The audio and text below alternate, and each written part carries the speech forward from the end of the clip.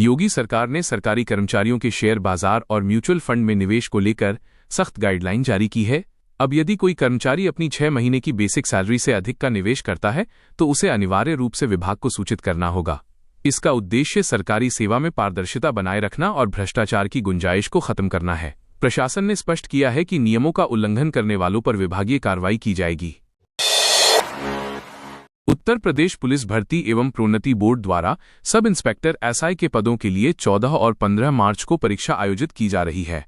इस परीक्षा के लिए पूरे प्रदेश में कड़े सुरक्षा प्रबंध किए गए हैं और परीक्षा केंद्रों पर सीसीटीवी कैमरों से निगरानी रखी जाएगी। सॉल्वर गैंग और नकल माफियाओं पर लगाम कसने के लिए एसटीएफ की टीमें भी अलर्ट पर रखी गई हैं। अभ्यर्थियों को सलाह दी गई है कि वे निर्धारित समय से पहले केंद्र पर पहुंचें। अयोध्या और वाराणसी के बीच प्रस्तावित बुलेट ट्रेन प्रोजेक्ट को लेकर भूमि सर्वेक्षण और स्टेशनों के चयन का कार्य तेज हो गया है। इस हाई स्पीड कॉरिडोर के लिए कुल 12 स्टेशनों की पहचान की गई है, जिनमें नोएडा और लखनऊ जैसे प्रमुख शहर भी शामिल होंगे। यह प्रोजेक्ट पूरा होने के बाद धार्मिक पर्यटन को नई गति मिलेगी और यात्रा का समय काफी कम हो जाएगा। रेलवे विभाग इस साल के अंत तक टेंडर प्रक्रिया पूरी करने का लक्ष्य रख रहा है। उत्तर प्रदेश में मार्च के महीने में ही पारे ने उछाल मारना शुरू कर दिया है और कई शहरों में तापमान सामान्य से अधिक दर्ज किया जा रहा है। मौसम विभाग के अनुसार थार मरुस्थल से आने वाली गर्म और धूल भरी हवाओं के कारण आसमान में धुंध छाई हुई है। दोपहर के समय लू जैसे हालात बनने लगे हैं, जिससे लोगों को समय से पहले ही चिलचिलाती गर्मी का सामना करना पड़ रहा है। आने वाले सप्ताह में तापमान में और अधिक वृद्धि होने की संभावना जताई गई है। नोएडा के जेवर एयरपोर्ट के समीप सेमीकंडक्टर और इलेक्ट्रॉनिक्स निर्माण इकाइयों के लिए जमीन आवंटन की प्रक्रिया सफलतापूर्वक पूरी कर ली गई है। इस क्षेत्र को देश के बड़े टेक हब के रूप में विकसित किया जा रहा है, जिससे भविष्य में लाखों युवाओं को रोजगार मिलने की उम्मीद है। बड़ी अंतर्राष्ट्रीय कंपनियों ने भी इस क्षेत्र में निवेश करने की इच्छा जाहिर की है। राज्य सरकार यहां विश्व स्तरीय इंफ्रास्ट्रक्चर और लॉजिस्टिक सुविधाएं प्रदान करने पर काम कर रही है।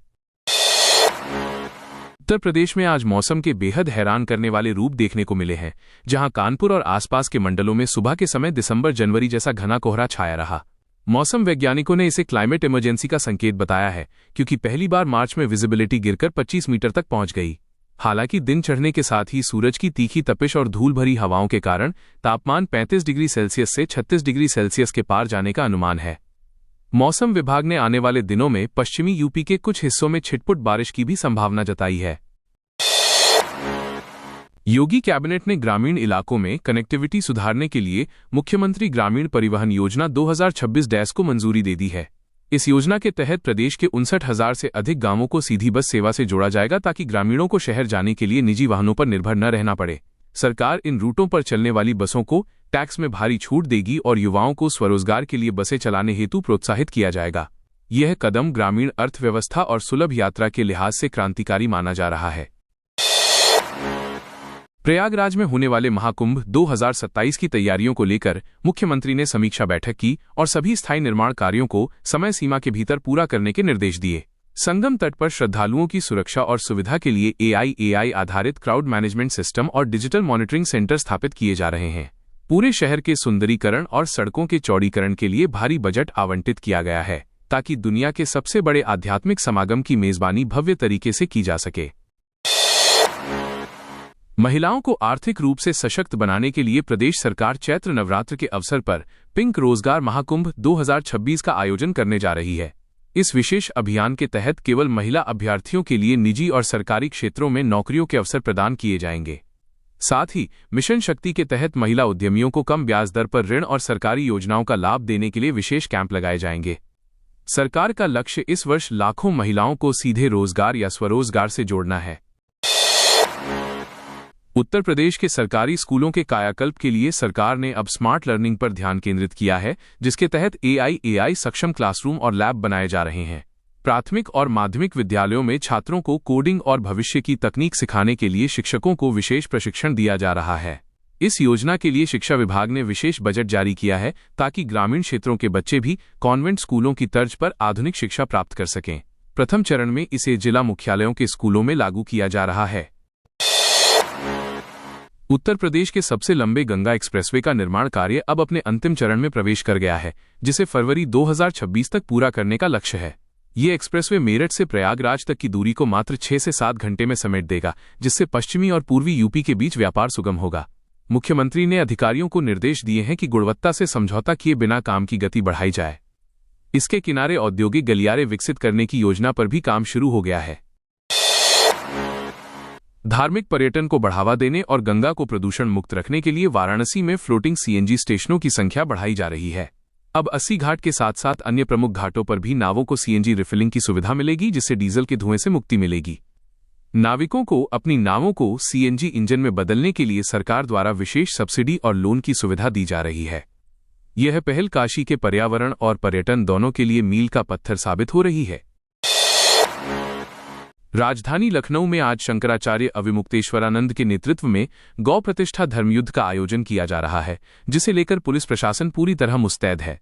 सुरक्षा के मद्देनजर शहर के कई रूटों को डायवर्ट किया गया है और आयोजन स्थल पर ड्रोन कैमरों से कड़ी निगरानी रखी जा रही है। प्रशासन ने आयोजकों को 26 कड़ी शर्तों के साथ अनुमति दी है, ताकि शहर की यातायात व्यवस्था और शांति भंग न हो। भारी भीड़ की संभावना को देखते हुए अतिरिक्त पीएस बड़ी ई-पे की बल तैनात किया गया है। झांसी और चित्रकूट के बीच बन रहे डिफेंस कॉरिडोर में अब बड़ी अंतर्राष्ट्रीय हथियार निर्माता कंपनियों ने अपनी इकाइयां लगाने की प्रक्रिया शुरू कर दी है। यहां मिसाइल के कलपुर्जों से लेकर छोटे हथियारों के निर्माण तक के लिए प्लांट लगाए जा रहे हैं, जिससे बुंदेलखंड की तस्वीर बदल जाएगी। राज्य सरकार ने निवेशकों को लुभाने के लिए बिजली और पानी की निर्बाध आपूर्ति के साथ साथ टैक्स में विशेष रियायतें दी हैं। इस प्रोजेक्ट से क्षेत्र के हजारों युवाओं को तकनीकी रोजगार मिलने का रास्ता साफ हुआ है। यूपी बोर्ड की हाईस्कूल और इंटरमीडिएट परीक्षाओं के समापन के बाद अब कॉपियों के मूल्यांकन का कार्य डिजिटल माध्यम से तेज कर दिया गया है। बोर्ड का लक्ष्य है कि इस बार रिकॉर्ड समय में परिणाम घोषित कर नया कीर्तिमान स्थापित किया जाए, ताकि छात्रों का नया सत्र समय पर शुरू हो सके। मूल्यांकन केंद्रों पर सीसीटीवी और वॉइस रिकॉर्डर के जरिए कड़ी निगरानी रखी जा रही है, ताकि किसी भी तरह की गड़बड़ी न हो। रिजल्ट घोषित होने के बाद टॉपर्स को राज्य सरकार द्वारा सम्मानित और पुरस्कृत भी किया जाएगा। ताजनगरी आगरा में पर्यटकों को लुभाने के लिए जल्द ही नाइट सफारी की शुरुआत की जा रही है, जिसका खाका पर्यटन विभाग ने तैयार कर लिया है। अब विदेशी सैलानी ताजमहल देखने के बाद रात के समय वन्यजीवों का दीदार भी कर सकेंगे, जिससे शहर में उनका ठहराव बढ़ेगा। इसके लिए कीठम झील और चंबल के आसपास के क्षेत्रों को विकसित करने की योजना है। नाइट सफारी के शुरू होने से स्थानीय हस्तशिल्प और होटल व्यवसाय को भी बड़ा आर्थिक लाभ होने की उम्मीद है। कानपुर मेट्रो के दूसरे फेज चुन्नीगंज से मोतीझील के बीच मेट्रो रेल का ट्रायल रन आज सफलतापूर्वक संपन्न हुआ। ये रूट शहर के सबसे भीड़भाड़ वाले इलाकों से गुजरता है, जिससे हजारों दैनिक यात्रियों को जाम से बड़ी राहत मिलेगी। मेट्रो प्रशासन ने अगले कुछ महीनों के भीतर इस रूट को आम जनता के लिए पूरी तरह खोलने का आश्वासन दिया है। इसके साथ ही मेट्रो स्टेशनों को ई-रिक्शा और फीडर बसों से जोड़ने की योजना पर भी काम चल रहा है। उत्तर प्रदेश के सभी जिलों में मिशन शक्ति के अगले चरण के तहत छात्राओं को सेल्फ डिफेंस आत्मरक्षा की ट्रेनिंग अनिवार्य रूप से दी जाएगी। पुलिस विभाग की महिला विंग स्कूलों और कॉलेजों में जाकर छात्राओं को संकट के समय खुद को बचाने के गुर सिखाएगी। इस अभियान का उद्देश्य महिलाओं में आत्मविश्वास पैदा करना और उन्हें सुरक्षा के प्रति जागरूक बनाना है। इसके साथ ही विमेन पावर हेल्पलाइन 1090 के प्रचार प्रसार के लिए भी विशेष वैन गांव-गांव भेजी जा रही हैं। पावर कॉर्पोरेशन ने प्रदेश के शहरी इलाकों में बिजली चोरी पर पूरी तरह लगाम लगाने के लिए 100% स्मार्ट मीटर लगाने का लक्ष्य तय किया है। अब इन मीटरों के जरिए रियल टाइम मॉनिटरिंग की जाएगी, जिससे बिजली की खपत और बिलिंग में पारदर्शिता आएगी। जिन इलाकों में बिजली चोरी के मामले ज्यादा हैं, वहां विजिलेंस की टीमें रात में भी विशेष चेकिंग अभियान चले रही हैं। सरकार का दावा है कि लाइन लॉस कम होने से उपभोक्ताओं को सस्ती बिजली उपलब्ध कराई जा सकेगी। राज्य सरकार ने एक जनपद एक उत्पाद ODOP के तहत स्थानीय कारीगरों के सामान को ऑनलाइन मार्केटप्लेस पर लाने के लिए डिजिटल मेले की शुरुआत की है। अब अमेजन और फ्लिपकार्ट जैसे प्लेटफॉर्म्स पर यूपी के हस्तशिल्प और विशिष्ट उत्पादों की सीधी बिक्री के लिए सरकार लॉजिस्टिक सहायता प्रदान कर रही है। इससे ग्रामीण क्षेत्रों के छोटे उद्यमियों को बिचौलियों के बिना अपने सामान का सही दाम मिल सकेगा। इस पहल से यूपी के एक्सपोर्ट निर्यात में 20% से अधिक की वृद्धि दर्ज की गई है। गोरखपुर अब पूर्वांचल के सबसे बड़े मेडिकल हब के रूप में उभर रहा है, जहां एम्स के विस्तार के साथ साथ महायोगी गुरु गोरखनाथ आयुष विश्वविद्यालय का निर्माण भी तेजी से चल रहा है।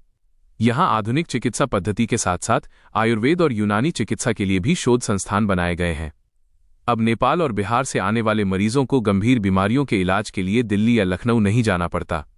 स्वास्थ्य विभाग यहां नई कैंसर यूनिट और डायलिसिस सेंटर को भी जल्द क्रियाशील करने वाला है।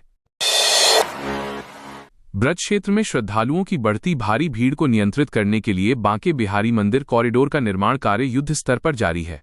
प्रशासन ने यहां गलियों के चौड़ीकरण के साथ साथ भक्तों के लिए वेटिंग हॉल और आपातकालीन निकास द्वारों की संख्या बढ़ाने का निर्देश दिया है। सुरक्षा के लिहाज से पूरे कॉरिडोर क्षेत्र में फेस रिकॉग्निशन कैमरे लगाए जा रहे हैं ताकि असामाजिक तत्वों पर नजर रखी जा सके। आने वाले त्योहारों को देखते हुए पुलिस ने यहां विशेष क्राउड मैनेजमेंट प्लान लागू किया है।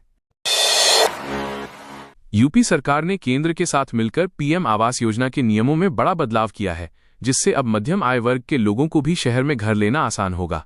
अब 70 से 85 लाख रुपए तक के फ्लैट्स को भी इस योजना के दायरे में लाया गया है, जिस पर ब्याज सब्सिडी का लाभ मिल सकेगा। सरकार का लक्ष्य है कि 2026 के अंत तक कोई भी पात्र व्यक्ति बिना पक्के मकान के न रहे। इसके लिए विकास प्राधिकरणों को तेजी से नई आवासीय कॉलोनियां विकसित करने के आदेश दिए गए हैं। दुधवा टाइगर रिजर्व में पर्यटकों की सुविधा के लिए अब इको टूरिज्म के नए रूट और लग्जरी टेंट सिटी की शुरुआत की गई है। वन विभाग ने यहां बाघों के साथ साथ दुर्लभ गैंडों और पक्षियों के दीदार के लिए गाइडेड सफारी टूर्स का विस्तार किया है। स्थानीय जनजातीय समुदाय के लोगों को गाइड और होमस्टे चलाने के लिए प्रशिक्षित किया जा रहा है ताकि उन्हें रोजगार मिल सके। यह पहल प्रकृति के संरक्षण के साथ साथ ग्रामीण रोजगार को बढ़ावा देने के लिए की गई है। उत्तर प्रदेश सरकार ने ईवी नीति के तहत अगले 1 साल में हर 25 किलोमीटर पर इलेक्ट्रिक चार्जिंग स्टेशन स्थापित करने का लक्ष्य रखा है। निजी कंपनियों को पेट्रोल पंपों के पास चार्जिंग पॉइंट लगाने के लिए भारी सब्सिडी और त्वरित एनओसी प्रदान की जा रही है।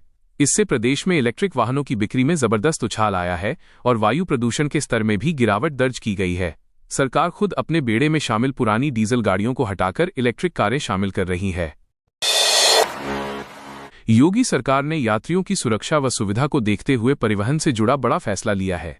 परिवहन मंत्री दयाशंकर सिंह ने कैबिनेट बैठक के बाद पत्रकारों से बातचीत में बताया कि यूपी में अब ओला व उबर को भी पंजीकरण कराना होगा। परिवहन मंत्री ने मोटर व्हीकल एक्ट 1988 की धारा 93 का जिक्र किया और बताया कि भारत सरकार ने 1 जुलाई 2025 को नियमावली में संशोधन किया है। भारत सरकार के नियम को उत्तर प्रदेश भी अपनाएगा। ओला उबर पर पहले नियंत्रण नहीं था, लेकिन अब इन्हें भी पंजीकरण कराना पड़ेगा। आवेदन, लाइसेंस और रिन्यूअल शुल्क भी देना होगा। कौन गाड़ी चला रहा है ये अभी तक हम नहीं जान पाते थे। इनका ड्राइवर का मेडिकल, पुलिस वेरिफिकेशन तथा फिटनेस टेस्ट आदि भी कराएंगे।